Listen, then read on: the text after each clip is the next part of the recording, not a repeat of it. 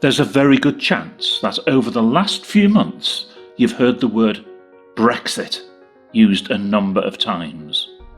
It's constantly been mentioned on TV, especially in the news, and many are also talking about it. What is Brexit then, and why are people paying it so much attention?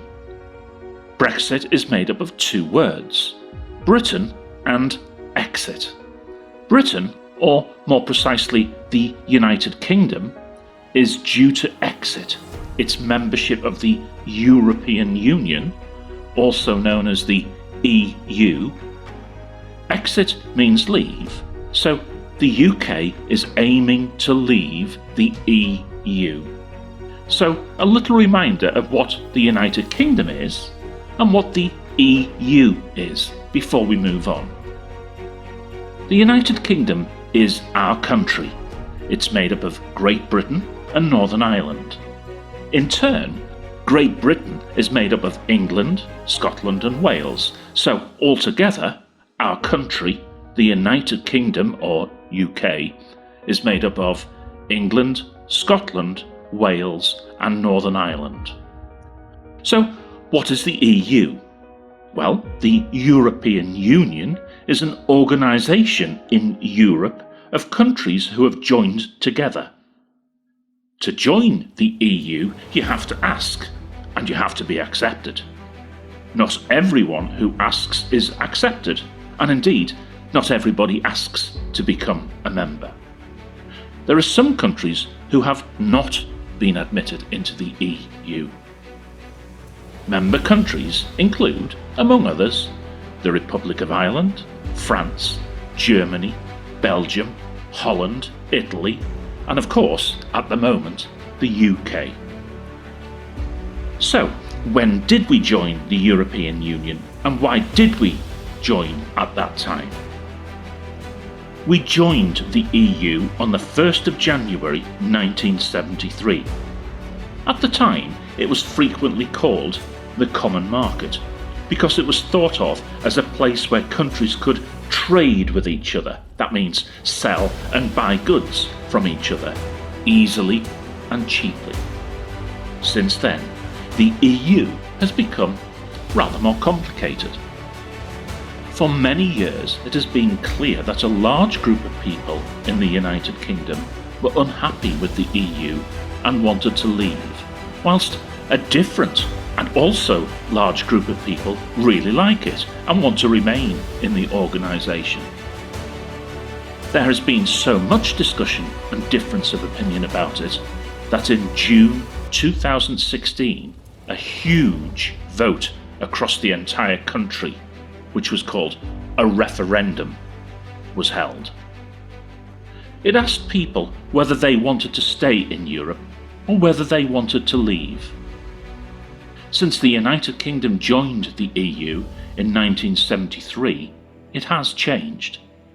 In a special agreement between countries called a treaty in 1992, the EU was then able to have freedom for a person who lived in any one of the EU countries to travel, live and work in any other. Additionally, the EU was then allowed to have a say in the laws of all the countries who are members. Some of these changes are part of the reason why a group from the United Kingdom decided they didn't want to stay as members any longer. In the run-up to the big vote, the referendum, there was a big campaign from supporters of the Leave group, who wanted to leave, and supporters of the Remain group, who wanted to remain in the EU. A campaign is where the supporters put up adverts and tell their story about why people should vote for their side. There were lots of adverts on TV and posters were hung around many parts of the country. So why did some people want to leave? The leavers had a number of reasons why they wanted to come out of the European Union. Many of them thought that they didn't want the EU to have a say in the United Kingdom's laws. Some felt that it was harder to trade with other countries of the world, such as Canada, America and Australia, who are not part of the EU, whilst we were still members, and leaving would allow us to set new deals with those countries. Some people thought that we would be better off financially, the money that we have in our pocket, if you like, by leaving.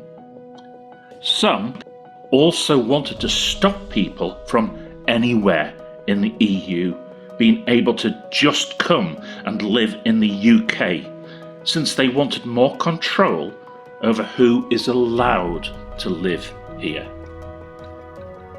The Remainers had a different view. Some wanted to be able to move to other countries in Europe themselves easily. They liked being able to do that, to travel there and live and work there should they wish. Some felt that the EU is our nearest and best partner for trade, buying and selling goods, and that we would be better off staying with the EU since they felt we'd be better off financially, that's money in our pockets, remember, that way. Many also felt that being part of such a large organisation kept the UK safer from people who wanted to do harm. There were further arguments and viewpoints for both sides. The referendum, the big vote, was held on June the 23rd, 2016. In order to vote, you had to be over 18 years of age. That's also the rule for voting for leaders and representatives of our country. During the campaign, there were lots of disagreements about some of the issues that were raised. Some said people who were trying to leave the EU made false claims, lies if you like, about how much money we would have as a result of leaving. Others said that the people who argued to remain in Europe were trying to scare the public not to vote to leave. They called it Project Fear. After the referendum, the votes were cast. The result was very, very close. Approximately 52% of people, that's 52 out of every 100 voters, voted to leave, whilst just over 48% of people voted to stay in the European Union. The Leave campaign had won. At that time, the people who run our country were given the responsibility of sorting out the way we would leave the EU. It quickly proved much trickier than anyone had really expected. To fully understand this, we need to be reminded about how our laws are made.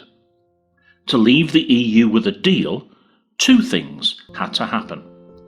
One, the country had to have an agreement with the EU about how things would work between the UK and other EU countries after we left. That would be the leaving deal.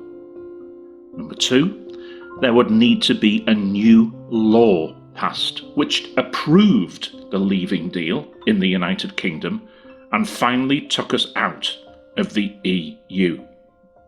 To pass a law, which, remember, we need to do that to leave the EU, this involves people who represent the folks in the country meeting and discussing the law, setting out the terms of that law, how everything would work, and then win a vote to pass the law.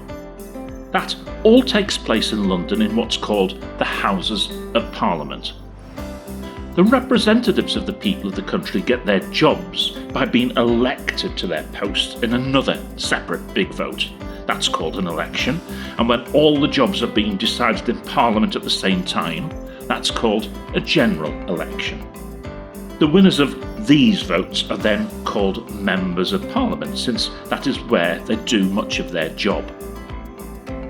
Most Members of Parliament belong to large groups who've got similar views about how to best run the country. They are called parties. For example, the two largest parties are the Conservative Party, often called the Tories, and the Labour Party. The party, or group, which has the greatest number of members elected to Parliament, are allowed to run everything for the next period of time.